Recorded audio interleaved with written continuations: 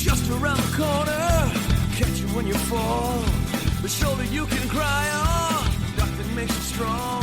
Remember when I saw you, golden wet with blackest eyes, I offered you my soul. Did you realize I will be your solid ground, the strength to hold you up around.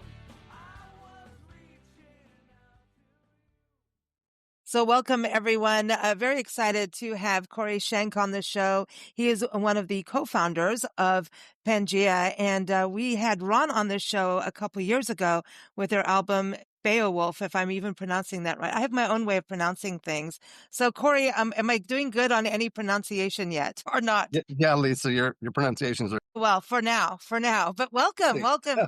So excited about your new album out, everyone. It is an album that was recorded, I think back in the early 2000s. It's called The Reckoning. It's a two disc album. So we always love that. And, listening to it, it's with the way the world is, it's just the perfect medicine. It goes through all our emotions right now. Don't you think, Corey? Even though it was recorded back in 2003? Yeah, parts of it in 2003 and other parts in 2005, actually. So it was recorded over about a 2-year window. Different things were going on. So there it is.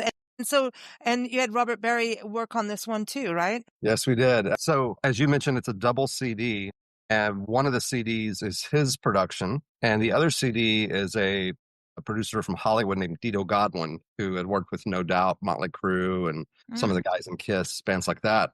And so he produced the second version of the album. So there's 2 versions. I like the whole thing. Right. Because you go through it, and you know what? And I think Ron's bass is just like really, I don't know. It's that undercurrent of the world. Does that make any sense? It's really, yeah. Yeah, It's a foundation. Together. It really carries the tunes. It kind of lays that foundation down for every song. Yeah, exactly. He just really kind of it's here.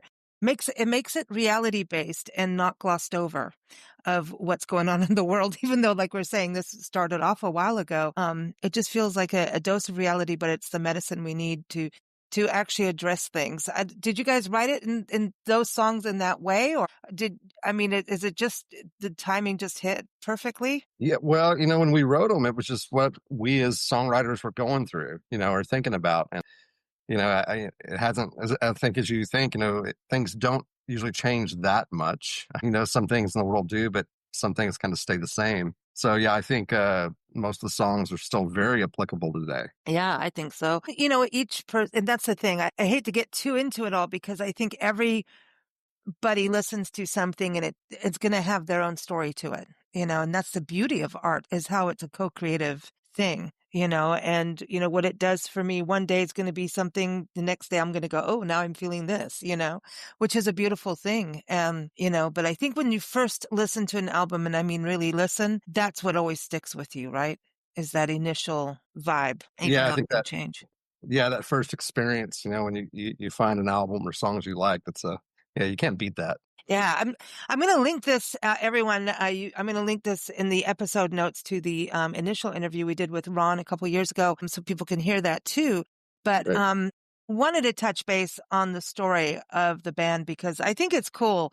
There's something about honesty with high school friends, that honesty, that rawness too, and I think that comes out in your music. There's just no, there's no filler. There's no fluff to it. And I think that it's so authentic. And that's what I think I love about it so much is the authenticity, and friends from high school keep you in that authentic. You can't BS your friends. You just can't, Right. Yeah, it is. I think everything we write is very authentic and genuine. We do write everything. We play everything. We sing everything in the studio, live. We're kind of old school that way. We want to do it ourselves. That's how we work. And as you mentioned, we've known each other for a very long time. This is actually right now, we're in our 30th anniversary as a band with the 5 of us. And you still get along. Yeah, we do. We do. That's what's made it work. Yeah, well, bands are a marriage, right? I think it is. It's a marriage with more than one person. It's bigotry. That's what it is with a beat. Bigotry with a beat. Yeah, really. But yeah, and it's a beautiful thing if you are able to do that, because there's so much, you're wearing your heart on the sleeve whenever you create, right? So do you do most of the lyrics and the writing? Over the history of the band, I've written most of the songs. If you look at the various albums we've done on the Reckoning album, it's a little more spread out. I think 3 or 4 are mine, 3 are Andy's. Steve has about 4. Ron and Daryl each have a couple. So I think it's a little more spread out on this record. The Beowulf one was a lot of mine with a little bit from the other guys. But yeah, this Reckoning one is definitely a little bit, much more of everybody. Yeah, no. 3 of us are in Houston, Andy, myself, and Daryl. And Ron and Steve both live in Tulsa, Oklahoma. Okay, yeah, because I remember Ron talking about the J.J. Cale, and yeah. I was right. Yeah, I stayed up watching J.J. Cale stuff last night. It's all your fault. Tell Ron it's his fault too. Well, pass it on. Well, there's something really cool about the music in that region and how music has like a thing, but you guys are just your own thing. It doesn't really matter where you live. It doesn't with your music. I think it's appealing to everyone. And I think I know I have friends who are just like metalheads, hard rock, right? And I think they'll love it too. So it's got like a prog rock thing, but it's got some heaviness, and then people who just like good music, So I think they're going to like this. I can't wait to turn them onto it, Yeah, thanks. Yeah, I think a lot of what you're describing, it comes from, the 5 of us and all the influences we each have and bring into the band. Because, we're all, of course, into rock and other stuff as well, but we bring that all together from different styles of rock, and it creates the sound we have, and yeah, because we all like very different stuff. I mean, very different stuff. And that's kind of like our sound. Yeah, I mean, if you've known each other, and played together for 36 years, does what you listen to shift too? I mean, because when I even talk to my friends from back then, it's like, okay, my music's all, I mean, I listen to new stuff all the time, which makes me very happy. But then some people, we tend to stick to what we listen to in high school and college. For some reason, that's our music. And then new nostalgia. Music, we get attached to nostalgia. But I have that attachment, but at the same time, like the Doors will never go away from me. That's a staple. But going into the future, to me, is I get so excited to have good new music. And so does that shape what happens in the band, going between the nostalgia and the new music that you all listen? Oh, yeah, definitely. I mean, it gives us a more deeper pool, to pull from. Ron's always, sending me a YouTube link to some new band or song he's found. He does probably the most of that, Helmer Steve. And he's always sending me stuff saying, hey, check out this new band, from Germany, or this band, from here in the States. And it's pretty cool. So, yeah, I think we all, we do have the old stuff we still dig, but we also do jump into some of the new things as well. Yeah. And then we get geeky too in bands. You get geeky. Oh, yeah. Man, that's the thing, is like musicians strip the other musicians down to the bare bones. It's like a chef just cutting up a piece of meat, but it is stripping down. It's not like chewing on it. It's like, okay, we're going to cut it this way. What did they do there? It's always good stuff. But are you guys performing live for people to see? We were earlier this summer. We had several shows, and right now we're doing some other work. So we were playing like in May and June, even early July, and then we went back to California to work with Robert again. So we recorded some new music with Robert end of July, early August, and now we're back, kind of taking a break, and we're talking to a company in Europe about a distribution and a record deal. So we're working with a company out of Poland on that right now. Wow, out of Poland. And do you think you'd tour in Europe? Because I could see the digging man. I would love that.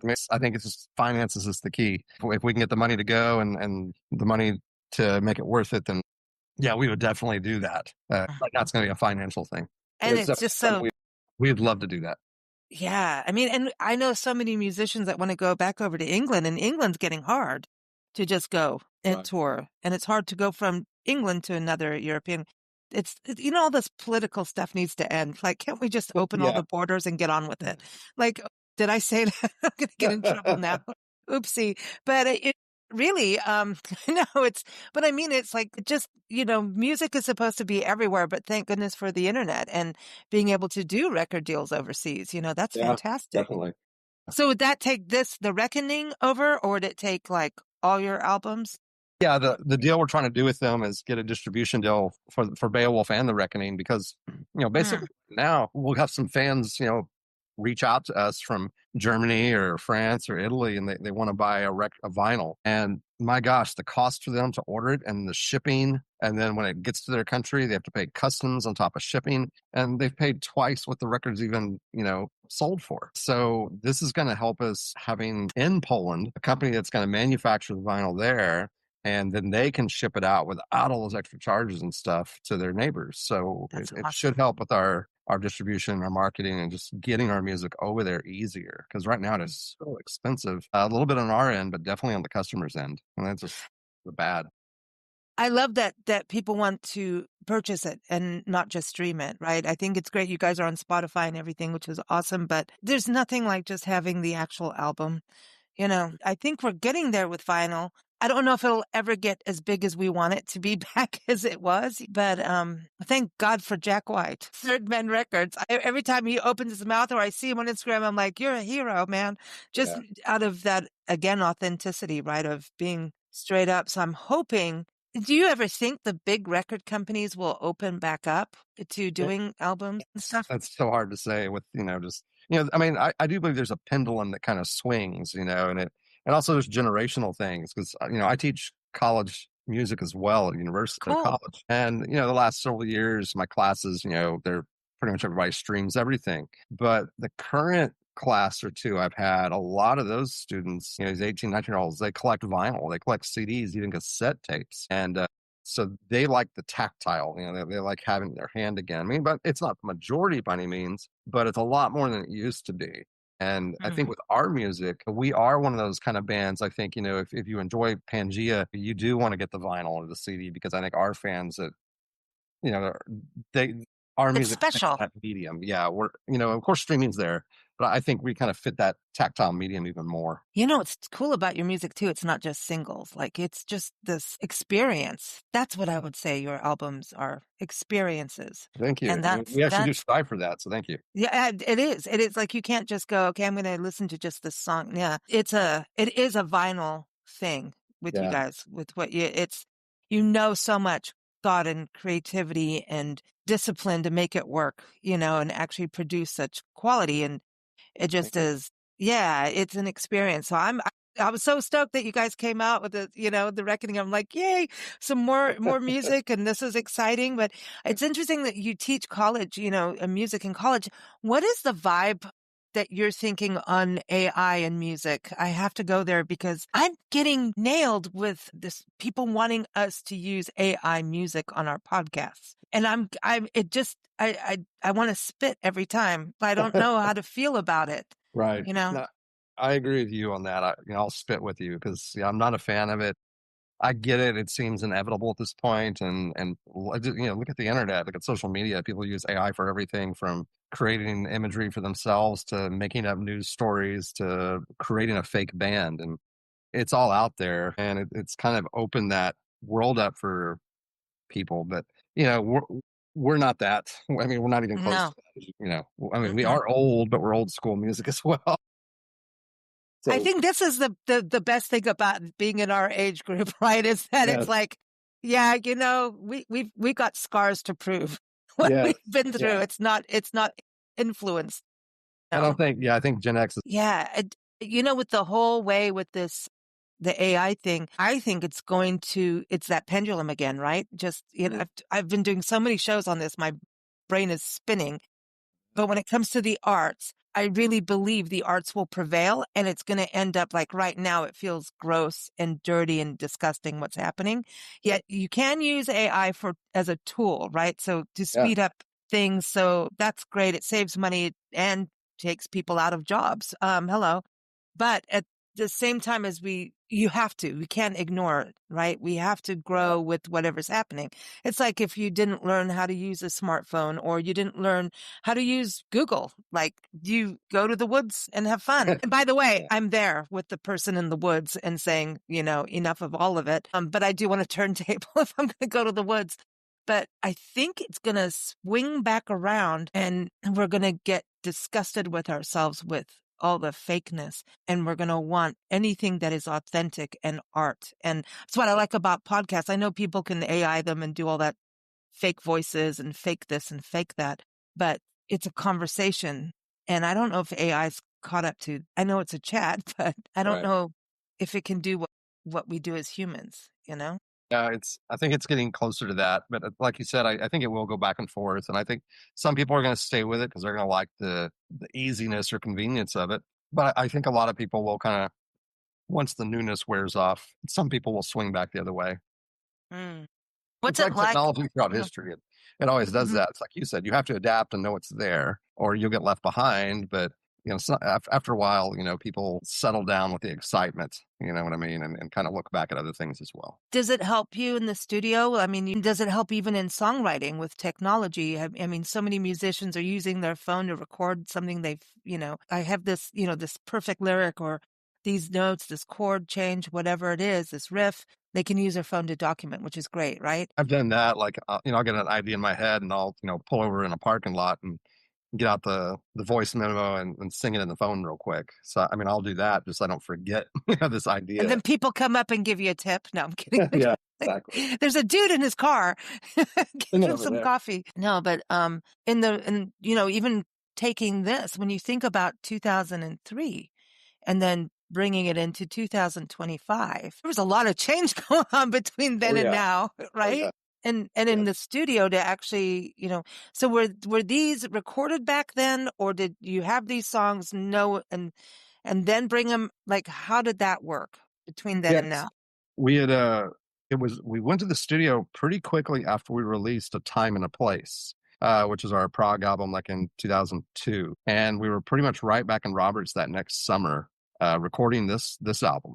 And it was a lot of other songs we were wanting to do that were very different than A Time and a Place, a little more compact, a little bit more about personal relations. And that was the album we wanted to do. And we worked several weeks in California on it. And then we were working on that. We hadn't put it out yet. And then some changes were coming along in the band. And this was about the time some of the guys were leaving because of family and jobs and whatnot. I mean, it wasn't over like disagreements and fighting. It was just life. And after it was recorded, Ron departed first, and we were still playing a few shows. And he's in education too, right? As I recall. No, Ron works in aviation industry. And I think maybe he was talking about you. I think he was talking about you then. I'm the one in education. And we recorded it. And then after Ron and Steve, a little bit later, had both parted, we had met Dito in Hollywood. And he was saying, well, since Daryl, who sang the first album, is singing again, let's re-record the album with Daryl's lead vocal. And we actually went in and we didn't just put Daryl's voice on top. We recorded everything, the drums, the guitars, the bass. It was all redone. And then we added the horn parts because on that second CD, there's horns like trumpets and trombone. So the album with Daryl singing has a brass section and the one with Steve does not. It's kind of the same album two times, if you like. Different experiences. It's very, and you can't say one's better than the other. It's about the vibe. Yeah, I agree. Yeah, that's a tough one. That's actually why we put it all out. We thought about maybe just doing one of them or maybe doing, half from one, half from the other. We thought, well, these are all really good. I mean, we put, blood, sweat, tears, and money into this. Let's get it all out there because we're proud of all of them. There's a lot of songs. We were like, well, just every one of the bands said, yeah, put the whole thing out. You guys look so serious. Can I just say that? Your photos crack me up. You're so serious. Yeah. And so I want to know, how serious are you all? And when you record, are you that serious? You look like the aliens are coming. We are and we're not. I mean, when we work, we're very serious about the task at hand, about writing and all that. But no, we are, we are a bunch of, goofballs that, we make fun of each other and, we all tell stupid, terrible jokes, and you're smart. You're all smart. You're all smart, Alex. Yes, we are smart, Alex. I love that. That's awesome. When we're working, we're very serious, but when we're not, I mean, we're just, we're pretty goofy. Do you think if it was 100% full-time for all of you, that it would be different? Or do you think the balance brings you guys balance, that balance between life and a We career? would all like that, to be honest. We wish we could do this 100% of the time. I think we'd be better than we are. I think we'd be I think we're a tight band live anyway. You are It's tight. super tight. I think we'd even be better in the studio. I mean, I really do, because I think we put out a pretty good product for a part-time band. So You know what you have is you guys are super tight. Like really, to me, listening. I mean, I haven't seen you live yet, and I always like to say the word "yet" because probably will one day. We go through Texas and Oklahoma all the time. Yeah, so you never know. Or maybe we'll go to Poland and meet you there.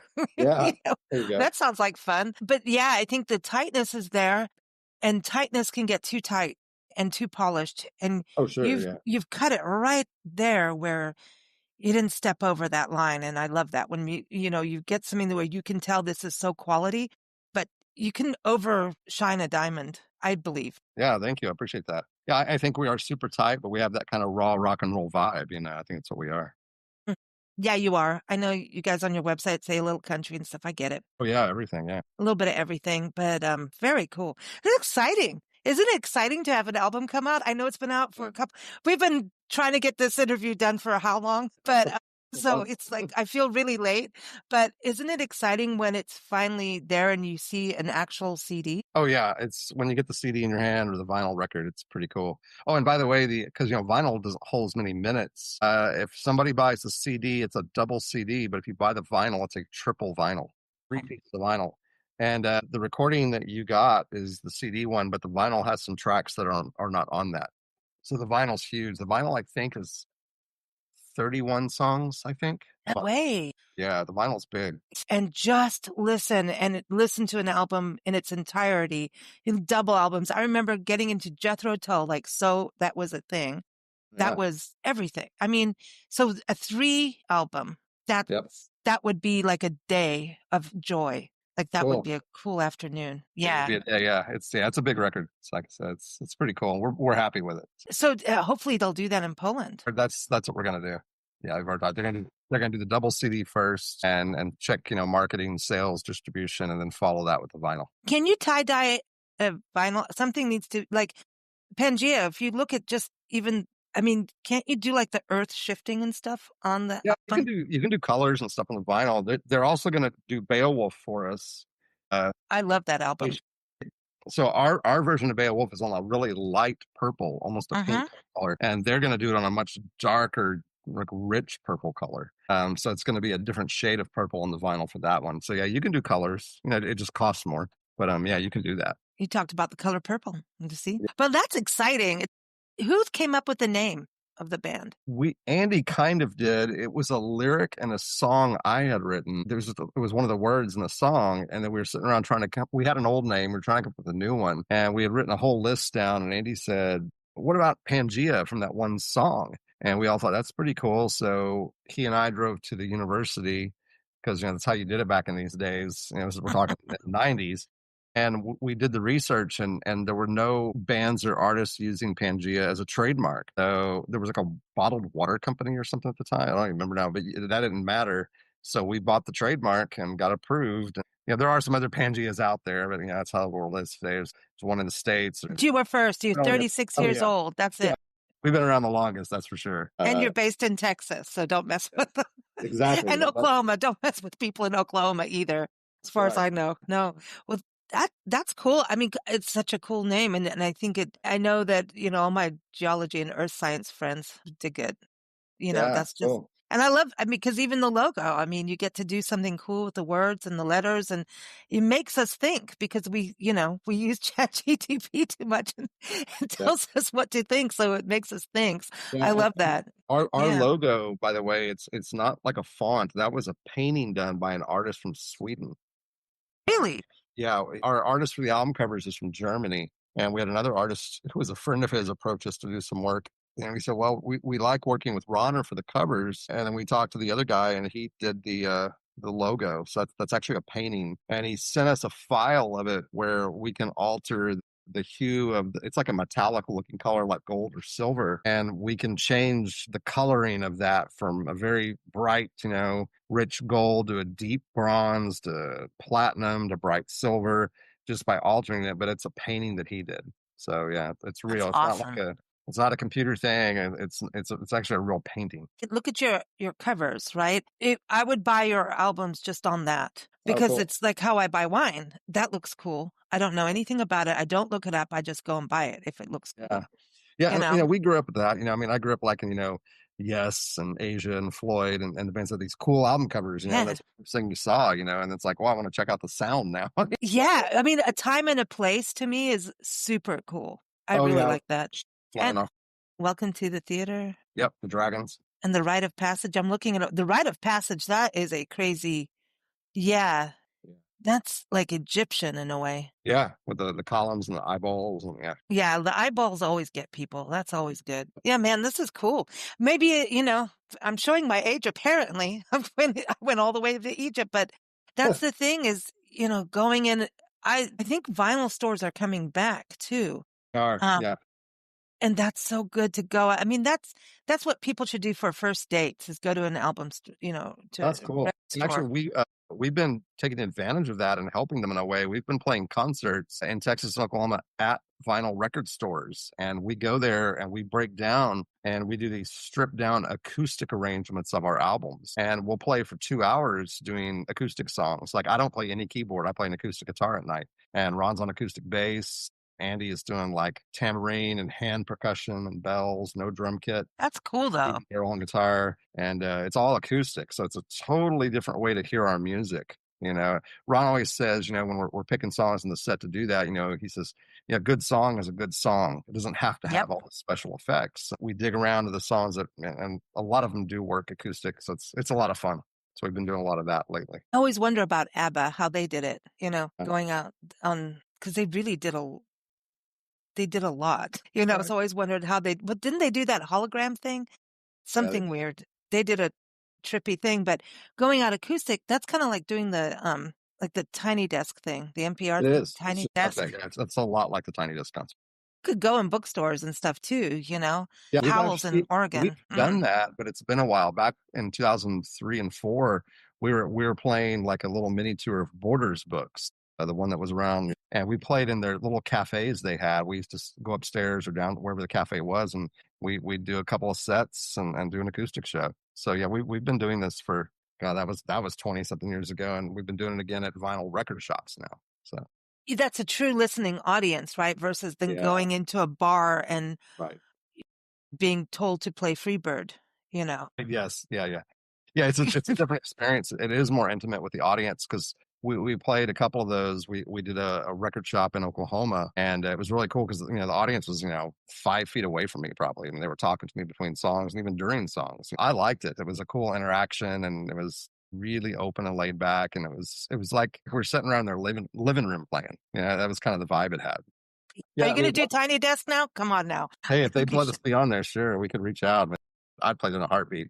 So that'd be a blast. I'd love to see that. That'd be cool. Can you film the next one so people can see it? Yeah, actually, we did film 2 of them. We just we haven't put the stuff online yet. But yeah, I'll talk to we have a website guy. He does all the social media too. So I'll talk to him about getting a couple clips up. That'd be kind of cool. Would be awesome. Yeah, we filmed a show in Beaumont, Texas, and we filmed a show in Broken Arrow, Oklahoma. Beaumont, Texas. That's near Janis Joplin land. Yep. I like Beaumont. That's where Big Thicket National Preserve is. Yep. Been all through there. Saw snakes and everything. It was cool. Snakes and alligators. Yep. I like Texas. We're on our way to Texas in the next few days. Yeah. We're driving out to Lubbock to see Buddy Holly. Yeah. Yeah. Near Oklahoma. And then we'll be going through there. So very cool. Thank you so much for being on the show and just keeping good music out there. Everyone, you can go to pangaea.band. The link is in the episode notes, and of course stream it, but I say get the digital download, go get the CDs, go. They have a store. There's links to videos and all that good stuff, but it is an absolute treat of an album, like really. And don't just play a song, just get prepared for an experience. Thank you. Thank you, Lisa.